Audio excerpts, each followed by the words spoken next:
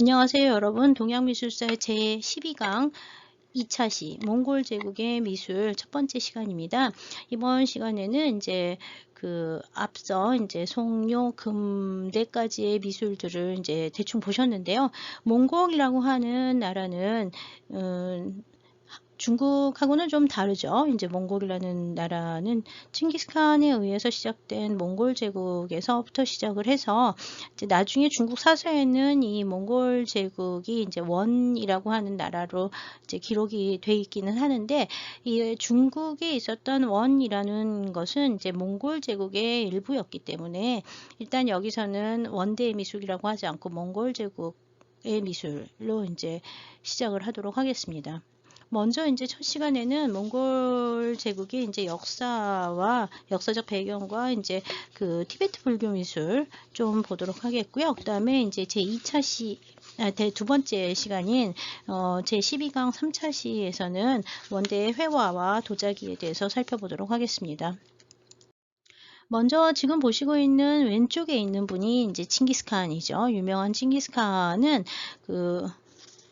1162년부터 1227년까지 이제 살았다고 알려져 있고, 사실 생존 연대 언제 태어났는지는 좀 논란이 있긴 합니다. 1206년에 칭기스칸이 이제 몽골의 여러 지파들을 통합을 해가지고 데칸으로 즉위를 하면서부터 이제 몽골 제국이 발흥을 하기 시작을 하는데요. 그때부터 시작을 해가지고 계속 여기 보시면 이제 1207년, 1218년, 1223년 해가지고 계속 이제 서쪽으로 계속 가게 되고요. 결국은 이제 1222년이 1223년에는 여기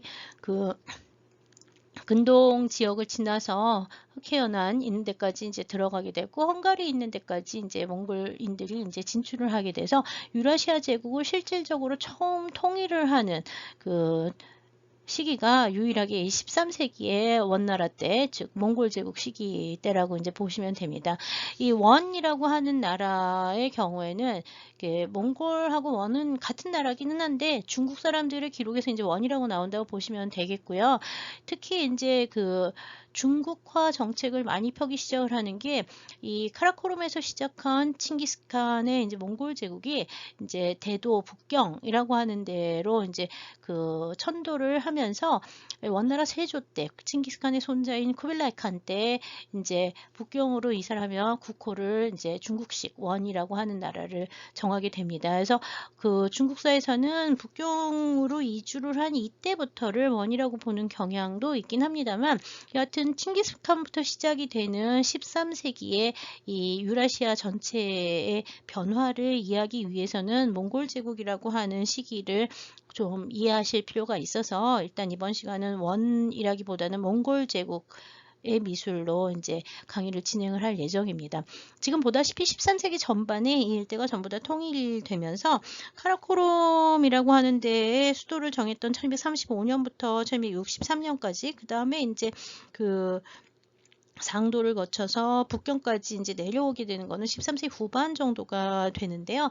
13세기와 14세기까지 이 몽골 제국이라고 하는 거는 이 몽골인들에 의해서, 지금도 몽골은 울란바토르를 수도로 해가지고 이제 몽골이 따로 있잖아요. 그래서 이 몽골인들의 선조가 되는 이 몽골 제국 시기라고 하는 시기에 대해서 특징과 중국의 역대 왕조하고는 다른 여러 가지 특징들 같은 것들을 좀 살펴보도록 할 예정입니다. 네, 몽골 제국 같은 경우에는 이제 1206년에 이 칭기스칸이 데칸으로 즉위하면서 이제 사방으로 퍼져나가기 시작하면서 성립이 됐다고 보기는 합니다만, 이 카라코rum을 수도로 해가지고 이제 정도를 하기 시작을 한 거는 1220년대, 30년대부터 이제 시작이라고 봐요. 그래서 이 카라코rum에서부터 시작을 해서, 카라코rum은 지금도 이제 몽골의 울란바토르의 상당히 먼 곳에 있는 카라코rum이라고 하는 데가 있는데, 이 카라코rum에서 이제 첫 번째 수도가 있고요. 거기서 이제 상도라고 하는 제너두로 옮겨오게 된 게 1263년, 그 다음에 이제 더 남하를 해서 1273년 쿠빌라이 칸 때 북경으로 이제 이주를 해가지고 북경을 대도로 삼아서 이제 원대라고 하는 게 이제 원이라고 하는 국호를 쓰기 시작을 하는데요. 이 몽골 제국의 첫 번째 수도였던 카라코룸이라고 하는 데에서부터 시작을 해서 이제 이 사방으로 나가게 되면 중요한 도시 중에는 여기 사마르칸트라든지 여기 보면 타브리스라고 하는 데가 또 이제 중요하죠. 바그다드, 타브리스 이런 데가 이제 중요한 타브리스에서 이제 그 몽골의 그 여러 가지 몽골 제국 시기에 이제 페르시아가 이제 이 일대 타브리즈가 중요한 데 중에 하나고요. 그다음에 이제 키예프를 비롯해 가지고 콘스탄티노플까지 들어가진 않았지만 헝가리 근처까지 이제 점령을 하면서 유라시아 대륙의 대부분이 다 몽골에 의해서 점령을 당합니다. 이 시기에 이제 몽골이 어디까지 내려가냐면 남송도 저기를 하고요. 여기 이제 이 버간이라고 하는 도시 있잖아요. 미얀마의 버간도 사실 이 몽골 때 13세기 후반 정도에 여기 이제 침략을 당해서 여 일대도 이제 그 몽골이 이제 들어오게 되고요. 그다음에 이제 인도 쪽에는 그렇게 많이 들어오진 않지만 이 바간 있는 데는 바간이라는 도시나 왕국은 요 원나라 때 멸망하게 되고요. 그다음에 이제 이 인도차이나 반도 북부 있는 데까지 이제 몽골이 들어오게 되고 인도의 경우에 이 아프가니스탄이나 간다라 지역 이 일대라든지 중앙아시아 신강 지역이라든지 이 일대 전부 다 몽골의 지배하에 놓이게 됩니다. 그래서 이제 세 번 이제 천도를 하면서 이제 북경으로 내려오고요. 1368년 이후에는 다시 북쪽으로 올라가서 이쪽 일대로 돌아가서 몽골은 사실 지금까지 계속 몽골로 남아 있죠. 몽골로 남아 있어서 원나라 같은 경우에는 중국사에서 잠깐 몽골인들의 등장을 했다가 명대 이후에 명이 이제 등장을 하면서 이제 명이 남경에서 시작을 하죠. 여기 없는데 남경부터 시작을 해가지고 남경에서부터 이제 북경으로 이제 올라와서 북경을 탈환을 하고 난 다음에 여기 있던 몽골의 황제들은 다시 이제 원래 살던 몽골 초원으로 돌아가면서 북원이라고 하는 게 계속 이어지기는 합니다. 이 몽골인들은 지금도 몽골어를 따로 갖고 있죠. 그리고 이제 몽골어 따로 있고, 그다음에 몽골 문자 따로 있고, 특히 이제 이 쿠빌라이 시대나 이럴 때 보면은 이 티베트 쪽에서 여기 이제 티베트가 되는데 이 티베트 쪽에 티베트 불교의 영향을 상당히 많이 받으면서 여기서 왔던 제사 황실의 황제의 스승이 되는 제사의 직위를 가지고 있던 승려 팍파라는 사람에 의해서 팍파 문자가 만들어져서 팍파 문자를 쓰기도 합니다. 이 몽골 문자, 고대 몽골 문자와 팍파 문자 같은 여러 가지 문자들은 한자 대신 원래는 이제 쓰려고 했던 문자였다고 보는데 결국은 이제 중국을 통치하기 위해서 한자를 적극적으로 받아들이면서 한화 정책을 펴고 한인들을 중용을 하기 시작을 하면서 몽골의 성격은 다른 지역하고는 좀 다른 양상으로 이제 변하게 됩니다. 이 몽골이라고 하는 시기가 유라시아 대륙 전체에 미친 여러 가지 현상들은 이 동아시아의 문화가 이제 서양으로 전해지는 계기가 되고 또 서양의 문화가 이쪽으로 전해지는 계기가 되기도 하는데요. 몽골인들의 경우에는 탱글이라고 하는 원래 전통 종교들, 천신사상 같은 것들을 갖고 있고요. 일부 황제들은 이제 티베트 불교를 숭앙을 하기도 하고요. 그 다음에 이제 또 서양에서 들어오는 경교라든지 이런 것들에 대해서도 굉장히 이렇게 평등하게 여러 종교들이 이제 활동을 할 수 있도록 지원 내지는 이렇게 후원 같은 것들을 해줬기 때문에요. 서양의 기독교 선교사들이 이제 이쪽으로 들어오기 시작을 하는 것들도 역시 13세기 정도부터라고 보시면 되겠습니다. 네, 지금 보시는 것처럼 이제 몽골은 카라코룸에서 시작을 해가지고 헬렌강, 아무르강 지나가는 이 일대와 그 다음에 이제 고려에 들어왔고 고려 같은 경우에는 이제 부마국의 지위를 이제 가지고 있었고 전체를 다 정복을 한 다음에 유라시아 대륙을 정복을 한 다음에 이제 직접 징기스칸의 이제 후예들이 가서 몇 개의 나라로 이제 나누어 통치를 하는데 하나가 이제 차카타이 한국, 그다음에 이제 일한 제국, 그다음에 이제 금장 한국 해가지고 3개 정도로 이제 3개의 분국이 이제 생겼고요. 그다음에 이제 직할하고 있는 데는 이제 베이징으로 수도를 상도와 그다음에 제너두라고 하는 상도와 그다음에 이제 베이징 북경으로 이제 옮겨가면서 이제 그 남쪽까지 점령을 해서 그 통치를 하게 됩니다. 결국 남송의 경우에는 1279년에 이제 그 몽골 제국에 이제 들어가게 되고요. 1279년 이후에 1287년까지 미얀마의 이 버마의 이제 그 현재 바간 일대까지 이 몽골군들이 들어갔다 나오고요. 그 다음에 이제 khmer까지도 이제 그 갔다 오게 됩니다. 그렇지만 이 동남아시아라든지 인도 같은 경우에도 여기 1309년, 1307년 이럴 때 이 차가타이 항국이 내려오면서 몽골군이 내려오기는 하는데 남하를 하긴 하지만 여기까지는 그다지 이렇게 뭐 성공적으로 통치를 했다고 보기는 어렵고요. 요게 이제 그 치칼령은 아니지만 분국까지 포함을 해서 대몽골 제국이 이루어지게 되고요. 몽골인들이 이제 각 지역에서 직접 통치를 하게 되죠. 그래서 이제 페르시아 같은 경우에는 당시 이제 페르시아어로 된 그 문자나 기록으로 이제 이 몽골인들에 대해서 기록을 나눈 게 있고요. 이 몽골인들의 역사를 갖다 쓸 때 중요한 것 중에 하나가 이제 페르시아에 남아 있는 그 뭐 집사와 같은 그 페르시아어 기록들이 상당히 많이 남아 있습니다. 이 13세기, 14세기 기록들이 많이 남아 있고요.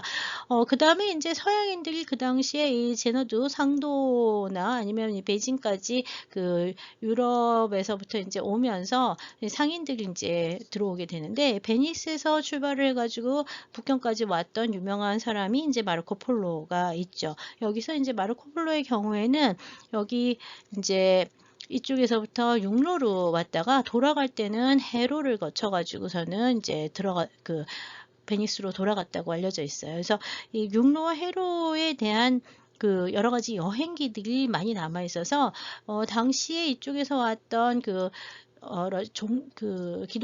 기독교라고 하긴 좀 그렇지만 기독교 수사들, 가톨릭의 수사들이 이제 와가지고서는 이제 그 몽골 황제를 만나고 간 기록 같은 경우에도 남아 있고요. 그 다음에 이제 이 마르코 폴로 같은 경우에 돌아가서 동방 여행기라고 하는 책을 썼기 때문에 그 이탈리아어로 된 기록도 남아 있고, 그 다음에 이제 페르시아 제국에서도 이란 제국 아래에 있었던 그 페르시아인들이 남겨놓은 집사 같은 책들도 있고, 중국에서는 이제 북경에서 원사가 나중에 명대에 이제 편찬이 되면서 기록이 남아 있습니다. 기본적으로 몽골 사람들은 몽골어를 사용을 했고 몽골 문자가 있었고요. 그 당시에 이제 이 티베트 일대, 티베트는 거의 치칼처럼 되어 있긴 하지만 실제로 티베트는 자치권을 이제 보장을 받았고요.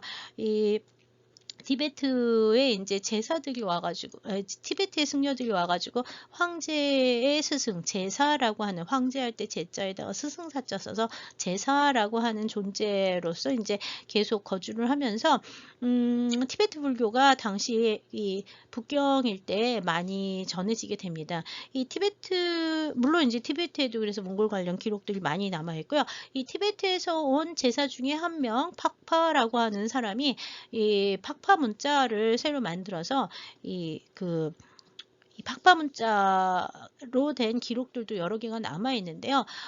팍파 문자는 요 시기에만, 몽골 제국 시기에만 쓰였던 독특한 문자고 오래 널리 쓰이지는 못했는데, 새로운 문자를 개발했던 가장 큰 이유는 몽골인들의 자기네들의 이제 문자와 언어, 그 다음에 이제 중국인들의 문자와 언어, 그 다음에 프레시아어를 비롯해서 중앙아시아 일대 언어와 문자가 다 다르기 때문에 음가를 정리해 가지고서는 이제 국제적인 통용어, 몽골인들의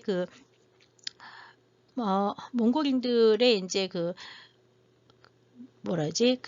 지배라고 하면 좀 그렇지만 하여튼 나라를 이끌고 가려고 하는 데 있어서 이렇게 효과적인 언어의 통일을 위해서 팍파문자 같은 걸 만들었는데, 팍파문자는 너무 어렵기 때문에 결국 일부의 계층에서만 일부 시기에 쓰여되고 그 다음에는 이제 사용되지 않은 한정적인 문자라고 보시면 될 것 같습니다.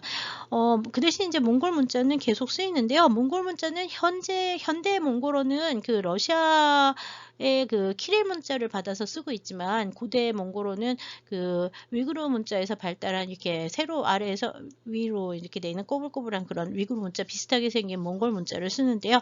이 고대 옛 몽골 문자는 그 키릴 문자를 받아들이기 이전에 20세기 이전에까지 계속 쓰였던 문자라고 보시면 될 것 같습니다. 지배계층이 몽골인들이었기 때문에 원대의 중요한 언어는 사실 몽골어 기록으로 이제 많이 남아 있고요. 몽골어와 그다음에 이제 이게 각 지역으로 중국 같은 경우에는 중국어, 그다음에 이제 이쪽엔 페르시아어, 그다음에 이제 이쪽에는 뭐 서구어라든지 뭐 이런 각 지역의 언어들이 이제 한꺼번에 통용이 되면서 대부분의 경우에 이 그 지배하는 지역들의 것들은 현지어하고 그다음에 이제 몽골어로 같이 이제 쓰여지고 통역이라든지 언어학이라고 하는 게 굉장히 발달을 하게 되고 그다음에 상업적 소통이 되게 많아지면서 그 길들이 많이 생기죠. 그래서 상업이 굉장히 발달을 하면서 이 유라시아 대륙의 이제 동서 교역이 굉장히 활발하고 안정적으로 이루어졌던 독특한 시기가 이 몽골 제국 시기라고 보시면 될 것 같습니다. 물론 전쟁에 의해서 통일되기는 했지만 통일된 이후 한동안 이 유라시아 대륙의 왕래가 몽골 제국의 그 통치 아래에서 좀 더 이렇게 그 다양한 양상으로 발전하게 되는 시기가 이 정말 글로벌한 시기가 몽골 제국 시기였다고도 볼 수 있습니다.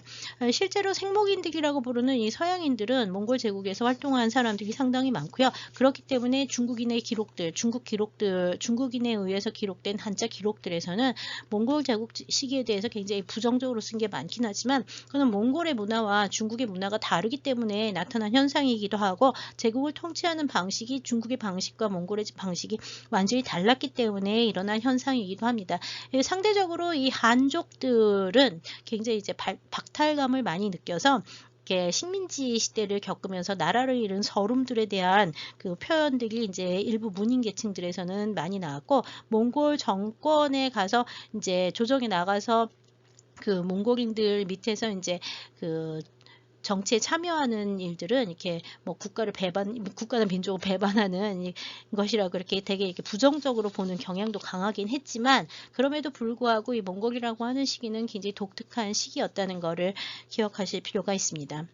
네, 지금 보고 있는 그림은 그 적을 추격하는 칭기스칸의 모습을, 몽골인들의 모습을 이제 그리고 있는데요. 여기 보시는 이쪽에 있는 사람들이 서양인들이고요. 이쪽에 있는 사람들이 몽골인들이라고 보시면 될 것 같은데, 이 몽골인들을, 이 그림 같은 경우에는 페르시아에서 이제 그려진 거고요.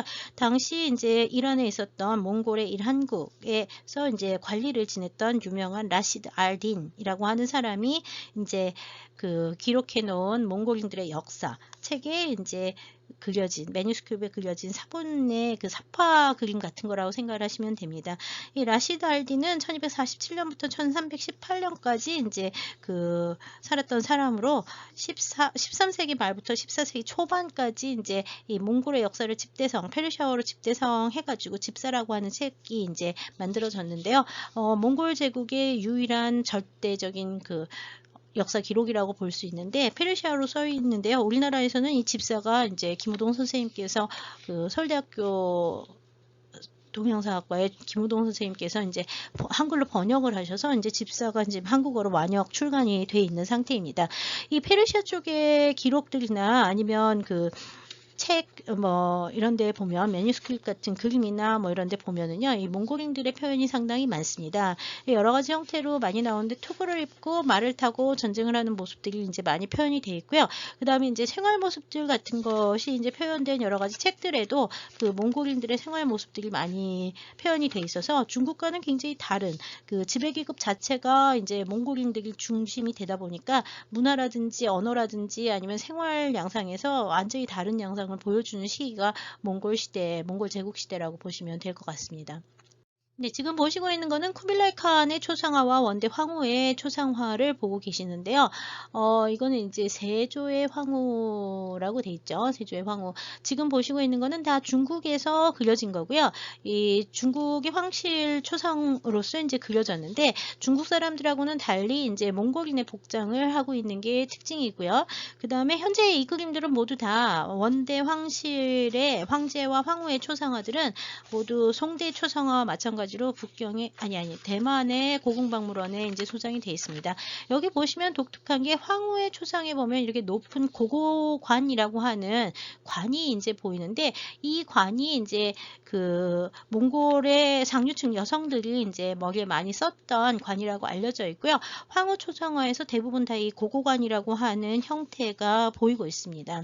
그래서 그 복식이 중국 복식하고는 상당히 차이가 있는 그 몽골인들의 전통 복식을 하고 있다는 게 이제 특징이고요. 얼굴이나 뭐 이런 데에서도 좀 한족과는 다른 양상들을 많이 보입니다. 이 쿠빌라이 칸 같은 경우에는 이제 중국어에 상당히 능통한 편이었고 일찍부터 중국어를 배웠고요. 결국 대도 북경으로 옮기면서 이제 중원 지역을 통치를 하는데 굉장히 힘을 많이 써서 본격적인 원의 통치라고 하면 쿠빌라이 칸부터 이제 시작이라고 보시면 되겠습니다. 이 쿠빌라이 칸 때 원나라 세조 쿠빌라이 칸 때 이제 일어났던 몇 가지 중요한 일 중에 하나가 원나라의 대도 그 북경이 처음으로 이제 그 중국 역사에서 수도로 등장을 하기 시작을 했다고 보시면 되고요. 북경으로 수도를 옮긴 가장 큰 이유는 중원과 그 남쪽의 남송 일대를 통일해서 중원 지역을 좀 더 효과적으로 통치하기 위해서였다고 알려져 있습니다. 이 현재 북경에 이제 그 첫 번째 수도를 했던 쿠빌라이 시대 이 대도를 건설을 할 때 보면 대도의 구획은 지금과 같은 형태로 만들어졌고요. 중앙에 이제 대명궁을 비롯해서 이제 왕실이 있고요. 그 왕실의 좌우에 보면은 대성수 만안사라고 하는 절이 이제 하나 있어서 절을 왼쪽에 태묘를 오른쪽에 놓으면서 배치를 했습니다. 그래서 태묘와 사직단 그 다음에 대성수 만안사와 같은 절들을 이제 했고요. 이 구조는 원래 이제 금대 도성이 있었던 것들을 확장해서 이제 만들었었다고 보시면 되고요. 여기 대천수 만영사라든지 대성수 만안사 이런 데가 있는데 여기 이제 보시면 대성수 만안사 같은 경우에는 나중에 이제 그 백탑이 그 네팔에서 온 장인이 이제 그 탑을 세우면서 황실을 위한 탑을 이제 네팔식으로 네팔 티베트식으로 이제 만들었었던 것들이 확인이 되고 있습니다. 티베트 불교를 적극적으로 받아들였던 사람도 역시 쿠빌라이 시대라고 이제 보시면 될 것 같고요. 쿠빌라이 시대의 기록이 상당히 많이 남아있죠. 그래서 이 시기의 그림이나 뭐 이렇게 문화가 이제 그 북경을 중심으로 해서 상당히 많이 남아 있는데요. 지금의 북경 도성보다는 좀 더 남쪽 지역에 이제 이게 있었다고 알려져 있고요. 지금 원대 도성 유적보다는 좀 더 북쪽에 명대 도성이 세워지면서 명대와 청대 북경 도성은 원대에 처음 만들어진 거를 기본으로 하면서도 좀 더 북쪽으로 확장이 된 구조를 보인다고 생각하시면 됩니다. 그 부분에 대해서는 나중에 이제 명청대 할 때 북경의 구조에 대해서 조금 더 설명을 드리도록 하겠습니다. 네, 이거는 1280년경에 이제 그려진 원세조 유관도라는 사람이 그린 원세조 출행도인데요. 여기 이제 보시면 원세조와 황비가 이제 그림으로 그려져 있습니다. 원나라 복식과 이제 그 사냥하고 있는 장면들, 뭐 이런 복식 자체가 이제 원나라식으로 그려져서 인물의 형태는 원나라식으로 그려졌지만 뒤쪽에 나오는 배경 같은 경우에는 이제 중국식 산수화를 배경으로 해서 산수화 기법 배경으로 해서 이제 그려진 이런 세조의 출행도 같은 그림들이 이제 왕실에서 그려져서 남아 있고요. 네, 최근에 이제 원대 벽화묘가 여러 군데서 이제 발굴이 되고 있는데요. 뭐 하남성, 하북성, 그 다음에 섬서성 이쪽에서 이제 원대묘가 많이 남아 있는데 이 원묘 벽화 중에서도 특히 이 섬서성 포성현에 있는 포성현 동이촌의 원묘 벽화의 경우에는 지금 보시는 것처럼 이제 그 고고리를 쓴 고고리 또는 고관이라고 하는 이 몽골식 복식을 입은 남성과 여성이 묘주로서 나오는 것이 이제 특징입니다. 근데 전반적인 복식은 이제 그 몽골인들의 복장을 하고 있지만 그림의 배경에 나오는 이렇게 그 뒤쪽에 그 갈기에 같은 것들을 놓고 이렇게 그 시녀 도상들이 나오는 이런 것들은 송대나 금대 벽화에서 보이던 것들과 비슷한 양식이죠. 그래서 이제 원대 벽화의 그 구조라든지 이런 것들은 금대 벽화의 영향을 받으면서 원대적으로 변화한 양상들을 보여줍니다. 그 다음에 이제 일부 뭐 하북성이나 이런 데서 만들어진 원묘 같은 경우에는 아예 한족 복식을 하고 나오는 한족의 무덤들도 상당히 뭐 여러 개가 있는 편이라고 보시면 될 것 같습니다. 근데 각 지역에 다 원대의 그 상류층들이 이제 지방에 나가서 이제 관리들을 했기 때문에 이 고고관을 비롯해서 이제 원대 복식을 한 사람들의 그 자료들이 그 시각적 자료나 아니면 뭐 다루가치라고 불리는 사람들이 이제 우리나라에도 와 있었다 그러는데 이 몽골인들의 문화가 몽골인들이 지배하는 거의 전 세계에 다 퍼져 있었다고 보시는 게 적당할 듯합니다. 네, 지금까지 보신 그 몇 번의 사진과 그림들, 이 그림들을 이제 보면 여성들은 이렇게 위에 높은 관을 이제 썼다고 알려져 있는데, 이 관은 고고관이라고 이제 전하고 있어요. 기록에 의하면 고고관이라고 부르는 여성들, 황실을 비롯한 이렇게 신분 높은 여성들이 이제 갖추어서 입는 관이라고 알려져 있는데, 몽골 사람들이 쓰는 관이죠. 요 관이 이제 어떻게 만들어지냐면 나무 껍질로, 나무통과 나무 껍질로 이렇게 형태를 만들고요. 그 위에다가 천을 씌워 가지고서는 이제 고고관 형태를 만들게 되는데, 지금 보시고 있는 거는 높이가 34cm, 그다음에 이제 이 지름이 9cm 달하는 나무로 만들고 이제 채색을 했던 고고관의 일종인데요. 내몽골의 오란찰포 원대 고성 유적에서 이제 실물이 출토가 돼서요. 이 고고관, 그림에 나오는 고고관이 이런 형태를 기초로 해서 만들어졌다는 걸 알 수 있습니다. 여기 보시면 나무 위에 그 금속재 장식 같은 것도 붙여서 이렇게 굉장히 화려하게 관을 만들어 놨던 것이 특징이고요. 아마 이 윗부분에는 지금 보는 것처럼 천을 뒤집어 썼을 가능성이 있는데, 지금 천 부분은 남아있지 않습니다. 하여튼 실물이 이제 나오는데 높이가 34cm 정도 이를 정도로 높은 이 관을 쓰는 게 이 특징이라고 보시면 될 것 같습니다. 네, 지금 보시는 거는 페르시아 지역에 남아있는 그 원대의 매뉴스크립트, 원대 페르시아의 그 몽골 제국 시기에 페르시아에 남아있는 그 페르시아 매뉴스크립트에 나와있는 몽골인 무사의 모습이 보이는데요. 여기 보면 말을 타고 가면서 이제 이건 종이에 이제 수채화 같은 거로 그려진 건데, 활을 이제 쏘고 있고요. 머리 장식이 굉장히 화려하게 돼 있고, 그 다음에 이제 복식은 원나라 복식을 입고 있죠. 원나라 복식 있고, 여기 보면 화살통 장식이 굉장히 화려한데요. 마구나 화살통을 장식을 상류 측에서는 이제 금으로 많이 했다 그럽니다. 근데 원대 고분들은 이렇게 중국 내에 남아있는 고분들이 몇 개 있긴 하지만 황제의 능들은 현재 어디 있는지 잘 몰라요. 지금 뭐 칭기스칸만 해도 무덤이 어디 있느냐에 대해서 여러 가지 논란이 있기 때문에 그 정식으로 발굴되지 않았고 위치도 잘 모릅니다. 그렇기 때문에 이제 황릉에서 나오는 유물들이 많지는 않고요. 일부 이제 뭐 어디서 나왔는지 모르는 그 도굴된 거라고 할 수 있나, 이렇게 전해지는 유물들이 이제 몇 개가 남아 있는데, 이 화살통에 보이는 이런 장식들이나 아니면 마구의 이제 일부 장식들, 이런 데 사용하는 이제 금제 장식들이 이제 있는데, 그런 금은기를 상당히 좋아해서 금은 장식들을 많이 했었다고 알려져 있고요. 그런 유물들이 이제 그 중앙아시아 일대에서 종종 원대 유물들 또는 몽골 시대의 유물들이라고 하는 것들이 이제 출토되고 있습니다. 물론 몽골 지역에서도 많이 나오고 있는데요. 아까 첫 번째 맨 처음에 라시달딘의 그 몽골 역사책에 이제 그려진 거에 보면은 이렇게 투구를 쓰고 나온다고, 투구를 쓴 몽골인들이 많이 그려지는데요. 요 중앙아시아 지역에서는 지금 보는 것처럼 철제 투구들이 몽골 시대에 몽골인들이 썼을 것으로 추정되는 철을 단조해서 만든 철제 투구들이 여러 점이 이제 발견이 되고 있고요. 지금 보시는 건 내몽골 지역에 출토가 됐습니다. 그다음에 이제 여기 있는 거는 아마 중앙아시아에서 출토가 된 것으로 추정이 되는데, 현재 런던에 소장이 되어 있는데요. 13세기 전반 정도로 추정되는 말 안장의 황금 장식 부분입니다. 그래서 이제 말 안장이 나무 부분은 썩었고 금 부분이 이제 남아서 이렇게 전하고 있고요.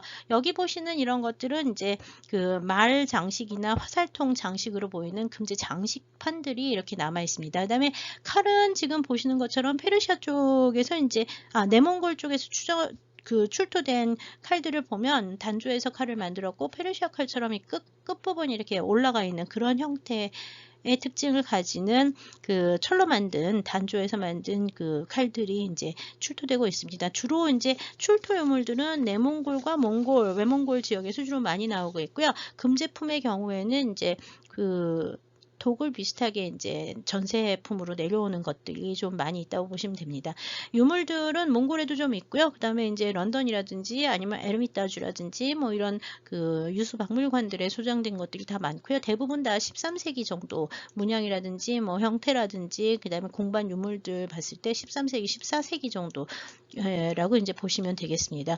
이 철제 무기들은 상당히 뛰어나게 만든 편이고요. 이 몽골인들이 이제 서쪽으로 가면서 동양 쪽에서 전해준 새로운 무기들이 이제 뭐 화약이라든지 아니면 뭐 종이라든지 이런 것들이 다 이 당시에 그 서양으로 처음 전래가 되면서 이 화약과 종이와 같은, 그 다음에 인쇄술 이런 것들도 다 이제 몽골과 함께 이제 몽골의 그 유라시아 정복과 함께 서방으로 전해진 새로운 문명이라고 이제 볼 수가 있죠. 서양에서는 이제 이 몽골 시기 이후를 지나면서 15세기, 16세기가 되면은 드디어 이제 르네상스를 맞이하면서 본격적인 이제 과학기술의 시대로 접어들어가는 데 비해서 동아시아의 경우에는 몽골이 물러나고 난 다음에 중국은 오히려 더 훨씬 그 전통성을 강조하면서 그다음에 이제 그 여러 가지 이제 그 대외 관계에 있어서 좀 변화를 많이 보이게 돼서요. 오히려 더 보수적인 성격을 보이는 형태로 발전한다고 발전 또는 변화한다고 볼 수도 있습니다. 하여튼 지금 보시고 있는 거는 다 13, 14세기의 몽골 제국 시기의 유물들이고요. 상류층에서 사용한 것으로 보이는 이런 전사들의 칼이나 투구, 그다음 철제 칼이나 투구, 그다음에 이제 금지 장식들, 마구 뭐 이런 것들을 보셨고요. 네, 지금 역시 13세기 후반 정도 이제 페르시아 지역에 남아있는 여러 가지 매뉴스크립트에 이제 보시면 이 시기에 이제 그 페르시아 지역에는 그 중국 문화의 영향을 받으면서 그 봉황 같은 중국의 봉황 같은 소재들이 이제 그 페르시아로 전해져서 이걸 이제 시무그르라고 하는 자기네 전통 성수들하고 도상을 갖다가 일치를 시켜요. 그래서 중국식 봉황으로 시무그르의 형태가 변하는 양상을 보이게 되고 있고요.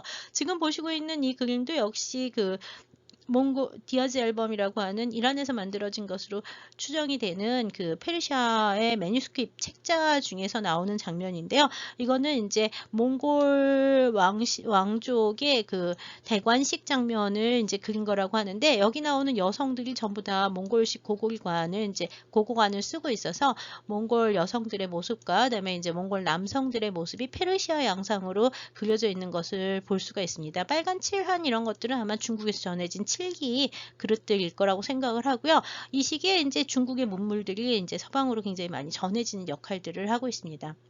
네, 지금 보시고 있는 거는 외몽골에서 출토가 된 이제 그 남성들의 머리 장식 보시고 있는데요. 이 시기에 이제 상당수의 그 몽골 상류층들은 티베트 불교를 받아들이면서 티베트 불교에서 나오는 가루다라든지 아니면 뭐 8대 명왕 같은 형상들, 티베트 밀교에 나오는 도상들을 이렇게 장신구에다가 그 타출기법으로 표현을 하는 예들이 이제 확인이 되고 있고요. 오른쪽에 있는 거는 내몽골의 오란찰포에서 출토된 원대 여성의 머리 장식, 머리띠 형태인데요. 전통적인 중국적 도상과 함께 이렇게 티베트라든지 서방에서 들어온 것들이 이제 섞이면서 아주 독특한 그 금은기들, 장신구라든지 그릇들 이런 것들이 이제 이 시기에 상류층에서 특히 상류층 여기서 말하는 상류층 주로 몽골인들이 되는데 몽골인들에게 아주 애호됐다고 알려져 있습니다. 네, 지금 보시는 것이 이제 몽골 제국의 각지에서 출토가 된 원대 은기들인데요. 금그릇들이죠. 금기들인데 대부분 다 금을 타출해서 이제 만들고 문양이라든지 형태라든지 이런 것들은 이제 당대 이후로 내려오는 그 양식들이 이제 많이 보이기는 하지만 원대 특유의 이제 문양이라든지 그다음에 이제 요런 그 당초문대 띠 돌아가는 이런 것들은 이제 요 시기에 이제 많이 나오는 원대적인 특징들을 보여주고 있습니다. 그래서 이 타출기법으로 만들어진 금은기들이 이제 이 시기에 많이 사용이 됐고 특히 금제 그릇들이 아주 많은 게 특징이에요. 금을 굉장히 좋아했다고 알려져 있어요. 역시 14세기 전반에 페르시아 쪽에 남아있는 이란의 타브리스에서 만든 것으로 전해지는 그 필사본들의 책들에 보면 여기 보이는 것처럼 이렇게 그 몽골 제국 사람들이 이 페르시아 지역에서는 이 코끼리를 타면서 이제 그 지배층들이 활동을 했었던 현지화된 모습들 같은 것들도 확인이 되고 있고요.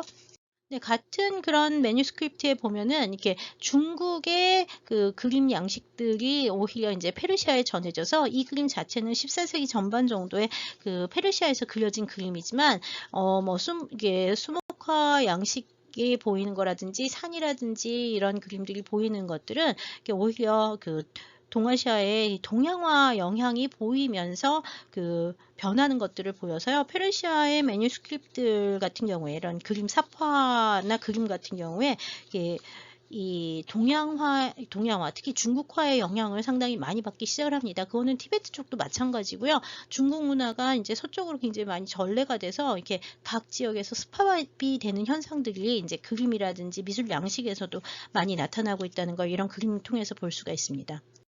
예, 이것도 이제 라시드 알딘이 이제 썼다고 하는 책에 나오는 그 축제 준비 장면의 이제 장면인데요. 종이에 수채화로 그려진 사파라고 보시면 되고요. 칠상의 도자기로 된 그것들을 이제 갖고 가고 고고관을 쓴 여성이 보이고 있는데요.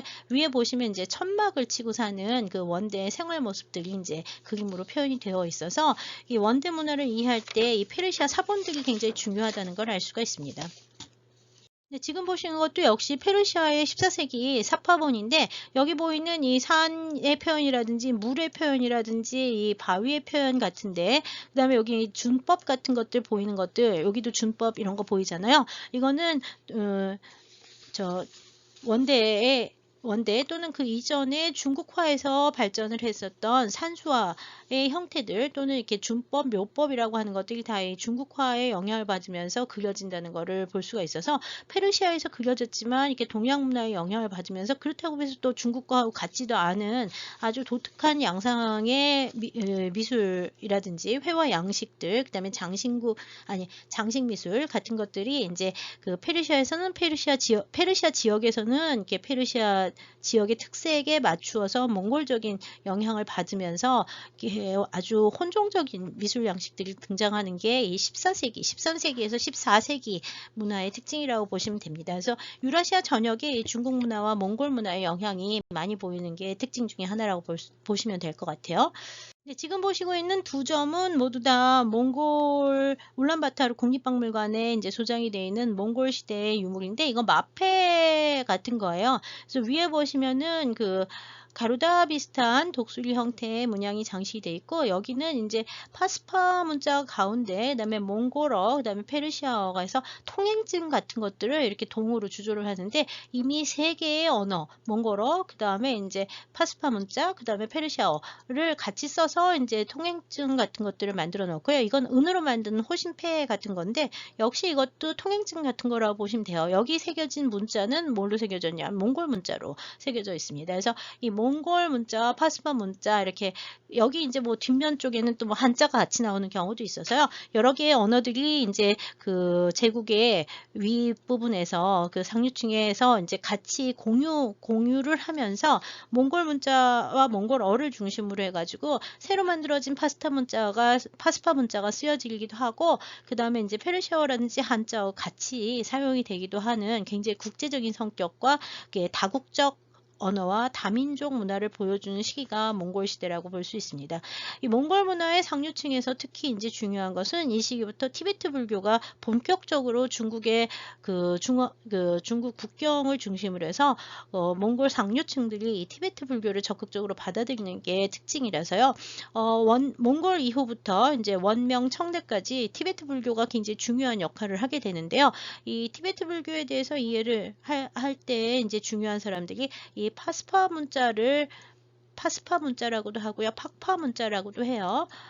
파스파라고 848라고 한자로 써서 그걸 파스파라고 읽기도 하는데 티베트로는 이게 원래 발음이 팍파예요. 그래서 요즘 팍파라고 읽어야 된다고 얘기를 하는데 이 팍파 또는 848 또는 파스파라고 하는 문자 이거 다 사람 이름이거든요.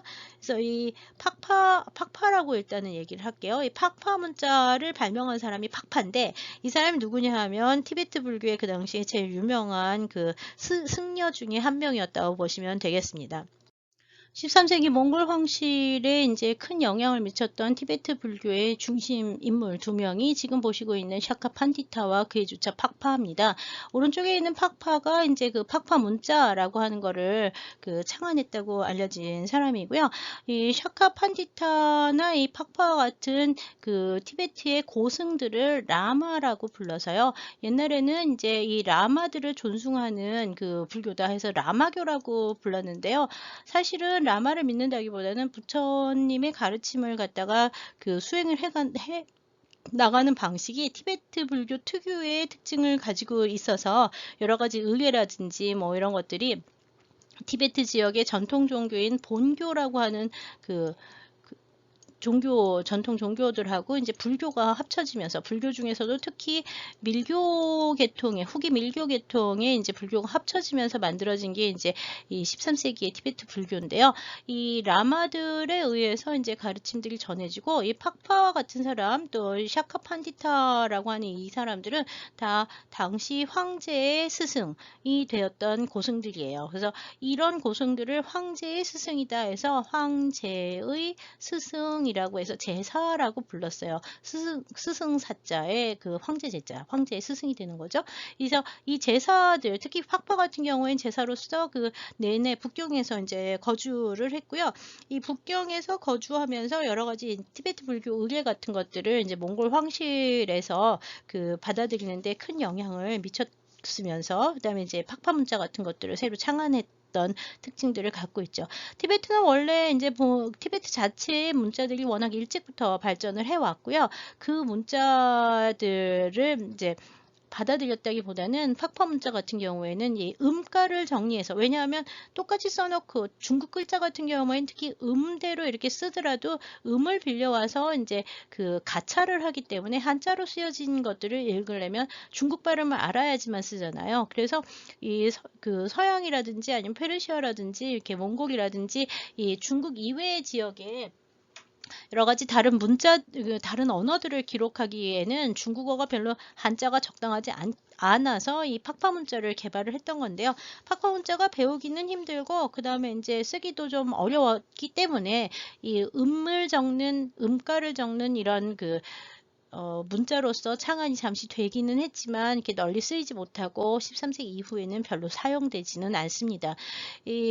오히려 이제 몽골 문자 계속 쓰기도 하고요. 몽골에서는. 그 다음에 이제 중국 쪽에서는 중국 문자를 계속 쓰고 페르시아에서도 역시 페르시아 문자를 계속 쓰면서 이렇게 그 언어를 통일하는 거는 이렇게 팍파 문자로 시도를 했지만 그게 잘 되지는 않았다고 보셔야 됩니다. 이 티베트 불교 같은 경우에는 인도 후기 불교의 영향을 받은 밀교 계통의 그 종파기 때문에 불교의 한 종파라고 보시면 되고요. 이 밀교 의례들이 굉장히 발달을 해 있고요. 그다음에 이제 불교 미술 같은 경우에도 이 밀교적 도상들이 상당히 많습니다. 제일 많이 등장하는 게 다면다비에 그 밀교에서는 다면다비에 힌두교 존상들이 이제 밀교의 수호신이나 호법신으로 많이 받아들여지는데 그 다면다비의 상들이 상당히 많이 만들어지고요. 특히 이 명왕이라고 불러서 분노존들을 많이 만들어요. 명왕이라고 하는 건 이제 분노존의 개념인데 이거는 붓다라고 하는 건 사람들의 착한 그 부처님이라고 하는 분은 이제 붓다는 사람들의 그 선한 성품에 대해서 대응하는 존재인데 비해서 이거가 사람들이라고 하는 존재는 항상 이렇게 착하게만 대해주고 이렇게 선하게만 대워줘도 따르지 않는 사람들도 본성적으로 많다고 생각을 해서 그런 사람들을 교화할 때는 이렇게 그 권위가 있는 아주 사나운 명왕, 호법, 분노존 형태의 명왕들을 받아들여야 된다고 이 밀교에서 많이 생각을 하는데요. 그래서 이 명왕이라고 하는 것들이 이제 많이 만들어지고, 그 다음에 이제 여성 존격들, 비격이라고 해서 이게 비죠. 이게 비격이라고 해서 이게 여성 존격들도 밀교 의례에서는 많이 쓰이게 되는데 이 여성 존격의 등장과 남녀 합의를 근간으로 하는 남녀 합일의 의례 같은 비밀스러운 의례 같은 것들도 거행했었다고 하는 게 있어서 그런 이 비격이라든지 여성 존격, 그 다음에 이제 명왕 같은 분노존 같은 것들이 많이 등장하고 다면다비의 그 각종 신상들이 이게 다 불교의 호법신으로 이렇게 통합이 되는 것들이 이제 특징이라고 할 수 있습니다. 기본적으로는 밀교에서 이제 얘기를 하는 대일열애라고 하는 존재가 일단 최상위 그 부처로 많이 나오고요. 대일열애를 중심으로 하는 이제 사방불 하는 이 오방불 사상 같은 것들도 이 티베트 불교에서 다 나오고 있다고 보시면 될 것 같습니다. 불상의 양식은 중국의 전통적인 불상 양식하고는 완전히 다르게 인도 불상 양식의 영향을 받으면서 좀 더 이렇게 자극적이고 육감적인 상들이 많이 만들어졌습니다. 네, 지금 보시고 있는 두 점의 이 불상은 모두 다 원대 중국에서 만들어진 그 티베트 불교 미술의 영향을 받은 불상들이죠. 네, 티베트 불교 양식으로 이제 만들어졌고요. 이 티베트 불교 양식에서는 일단 대좌가 지금 보시는 것처럼 앉아 있는 자리가 삼각형이고요. 그다음에 연화대좌가 한 줄은 위를 보면서 한 줄은 아래를 보면서 말해서 이 쌍년의 그 위아래를 보는 이 복면으로 된 두 개 겹쳐진 이중 연화대자의 삼각형이 돌아가는 이런 대자가 아주 전형적인 티베트 불상의 이제 좌상이 되고요. 그 다음에 항상 우견편단으로 만들어집니다. 그래서 한쪽 어깨는 드러내고 한쪽 어깨는 옷을 입은 형태가 되고 그 허리가 굉장히 잘록하고 신체 표현이 굉장히 적나라하게 되는 게 특징이고요. 얼굴은 위가 이제 조금 넓적하고 밑으로 내려오면 삼각형에 가까운 형태를 이루는 게 이제 특징이고요. 위쪽으로 올라가면 그 정상 계주라고 해가지고 이렇게 육계 위에 동그란 보주 같은 것들이 달리는 게 이제 요 시기에 나타나는 새로운 특징들이라고 볼 수 있습니다. 그래서 지금 요 전형적인 이런 형태들이 이제 원대의 불상이고요. 오른쪽에 있는 것은 1336년에 만들어졌다고 알려져 있습니다. 그다음에 지금 보시고 있는 거는 대덕 9년, 1305년에 만들어진 문수보살이 되는데요. 이 문수보살은 티베트 불교 미술에서는 굉장히 이렇게 중요한 왕과 동일시가 되기도 하고 해서 이 티베트 문수가 굉장히 문수하고 관음이 굉장히 중요한 보살로 등장을 하는데요. 문수보살의 경우에는 한쪽에는 경권을 한쪽에는 칼을 이제 가지고 나오는 경우가 많은데 지금 여기는 지물이 보이지는 않는데요. 이 밑에 대자 부분의 바닥 부분을 보시면 지금 금강절을 이제 이 갈마라고 하는데 이 갈마 밀교 오교에서 쓰이는 이제 법구예요. 밀교 법구 형태를 갖다가 문양으로 넣고요. 그다음에 한자로 이제 명문을 쭉 새겨놓고 있습니다. 여기 문수라는 단어가 나오죠. 그래서 문수보살 이게 한자 명문이 새겨진 원대 1305년에 문수보살 좌상이 있는데요. 요 얇은 판은 동으로 만들어 가지고 집어넣은 건데요. 이런 판이 왜 여기 나오냐면 주조를 한 다음에 이 안에 불복장이라고 해서 이 복장을 상당히 많이 넣습니다. 그래서 이 불복장 의뢰가 티베트식으로 이제 많이 만들어지면서 안쪽에 내부에 복장이 채워진 경우도 많고요. 그다음에 이 원대 보살상부터 시작을 해서는 여기 이제 금은 보화로 만들어진 특히 이제 이 보석을 박아서 상감을 해가지고 장식을 하는 장신구들이 굉장히 화려하게 불상의 장엄이 되는 것이 특징입니다. 물론 이거는 불상이 아니라 보살상이긴 합니다만 불상의 경우에도 금은 보화로 장식을 하는 경우가 종종 있습니다.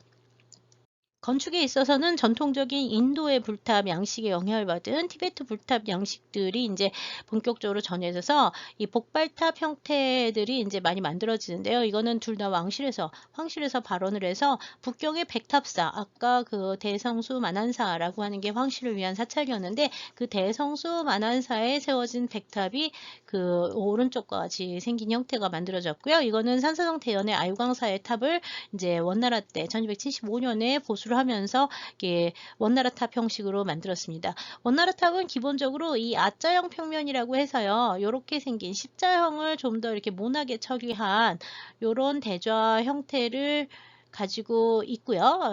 이거를 이제 아시아 할 때 이 아자를 써가지고 아자형 대좌라고 하는데 아자형 대좌를 갖는 게 특징이고 대자 위에 복발이 이렇게 커다랗게 있습니다. 그래서 복발탑 형태로 만들어지는 게 특징이고요. 위에는 상륜부가 이렇게 삼각형의 원추를 올린 것처럼 되어 있는데 이거는 보통 13천을 상징을 해서 13개를 올려놓는 경우가 많고요. 그 위에 이제 상륜부가 있어서 보병을 올려놓게 되는데 이 보병 안에 보통 사료하고 책 같은 것들, 경권 같은 것들을 이 안에 봉안을 합니다.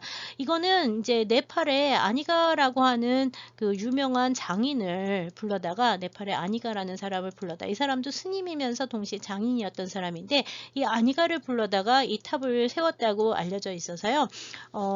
네팔식 탑이 직접적으로 장인이 직접 와서 여기서 이제 제작을 하면서 네팔 티베트 양식의 불상이나 아니면은 탑이 본격적으로 13세기 후반부터 북경을 중심으로 해가지고 이 몽골 지역에서 널리 이제 만들어지게 됩니다. 다 티베트 불교 미술 양식을 따라서 티베트 네팔 양식을 따라서 만들어진다고 보시면 됩니다. 네팔 자체가 티베트 불교 문화권에 들어가는 나라라서요.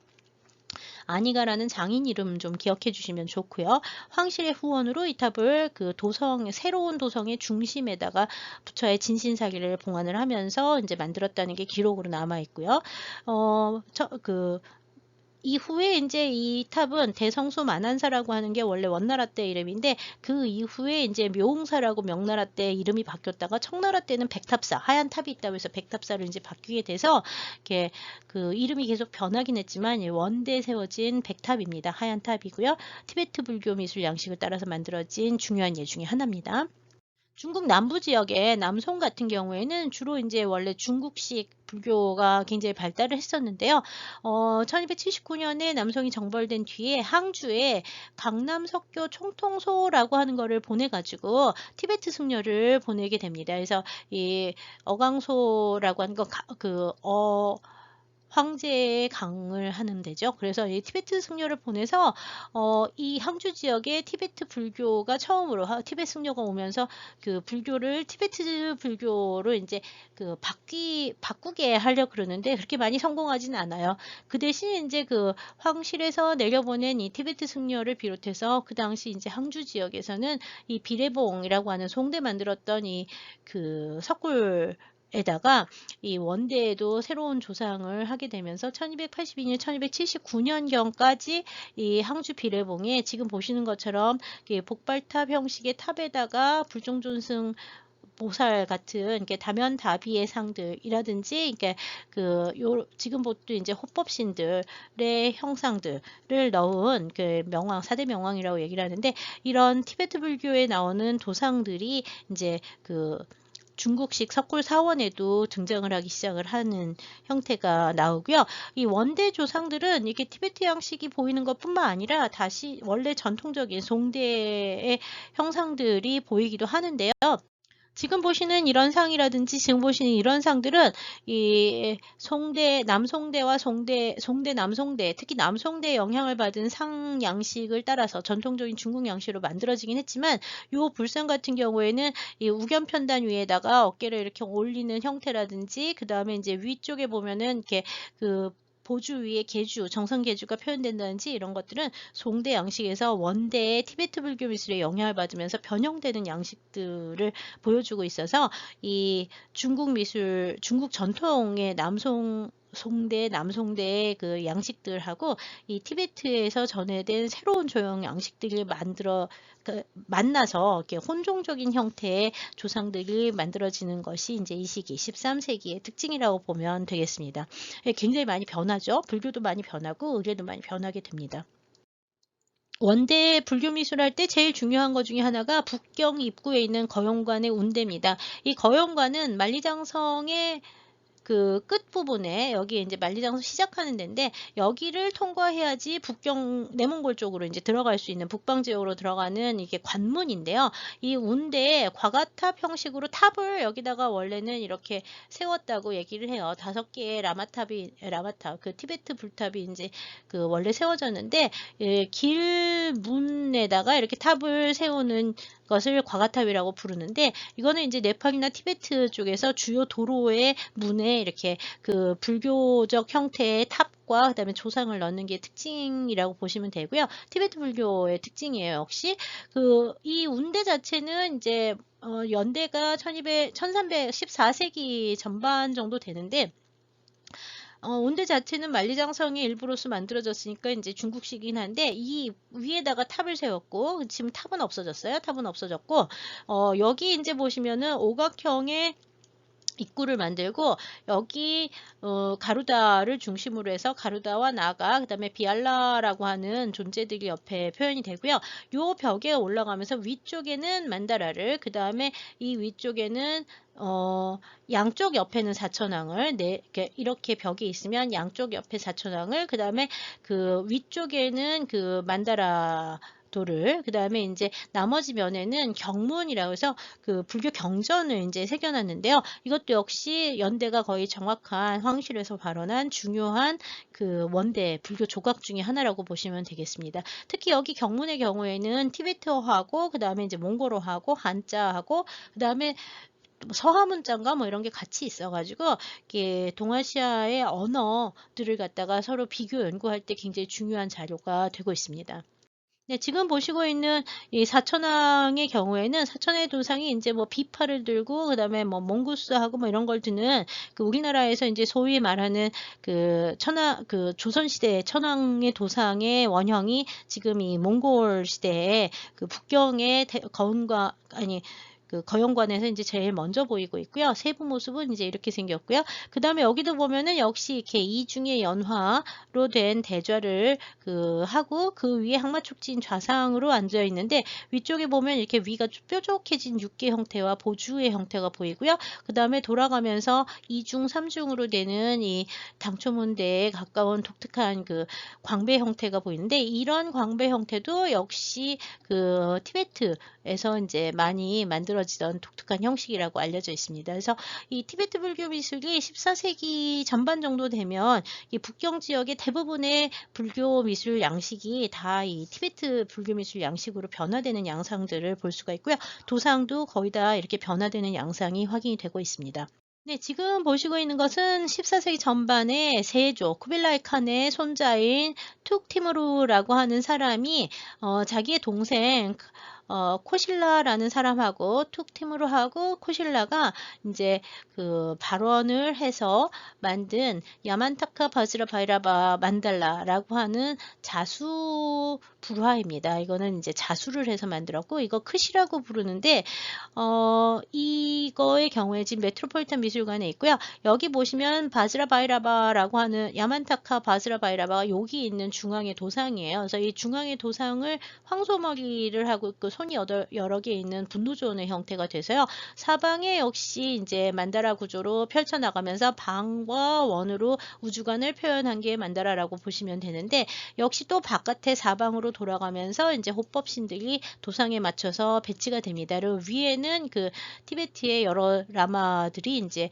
그 표현이 돼 있고요. 아랫단에는 뭐가 있냐 하면 발원자들이 양쪽 끝에 있어서 여기는 2명의 여성이 부인들이 고고관을 쓰고 나오고요. 여기는 2명의 발원자들이 이제 그 몽골 황실의 발원자 2명이 이제 새겨져 있는데요. 여기 이제 보시는 그 투구를 쓴 모자 같은 거 쓰고 모자 장식 있고 그 다음에 이제 먹이를 묶어가지고 나오고 옷 이렇게 입는 이런 복식 이런 차림들은 쿠빌라이부터 시작을 해서 쿠빌라이 아니라 그 이전부터 시작을 해서 이 쿠빌라이 시대와 그 다음에 티무르 시대까지 이어지는 게 몽골족들의 전통적인 복장을 따라서 그 만들어지고 있음을 보고 있어서요. 몽골인들은 여하튼 통치하는 내내 이 몽골어와 몽골인의 풍습이라고 하는 거를 별로 잃어버리지 않고 끝까지 이제 보존을 하다가 결국 명나라에 의해서 그 대도를 잃어버리고 난 다음에는 올라가서 그 다시 몽골로 돌아가서 몽골 초원에서 그들의 생활을 지금까지 계속 영위해 오고 있다고 보시면 될 것 같습니다. 여기까지 해서 이제 그 몽골 제국의 첫 번째 그 미술, 특히 이제 이 굉장히 국제적인 미술과 티베트 불교 미술의 전례 이런 과정에 대해서 살펴봤고요. 마지막 그 3차 시에서는 몽골 제국의 이제 그 회화, 전통적인 중국 회화 양식하고요. 그 다음에 이제 도자기, 칠기 등에 대해서 살펴보도록 하겠습니다. 네, 제 2차 시 수업을 마치도록 하겠습니다. 감사합니다.